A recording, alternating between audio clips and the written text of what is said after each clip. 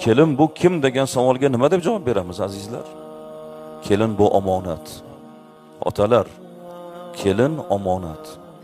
Shuni oila davrasida ayting, o'g'lim, bu qiz, bu kelin omonat bizga, otasi bizga ishonib bergan. Ular ham so'ragan, surishtirgan, ishonganki bergan bizga bolam. Qattiq gapirmagin kelinga. Onasi, bu kelin bizga omonat deng. Ota shu gapni gapirib tursa, qaynona fe'lini buzib, kelinga yomon gap gapira oladimi? Yo'q. O'g'lingiz ovozini do'rillatib ayoliga qattiq gapira oladimi? Yo'q. Omonat azizlar. Birovni farzandi ostonamizga kelyaptimi? Ona qizim sizga ming rahmat deylar. Otalar, iltimos shu gapni gapiringlar.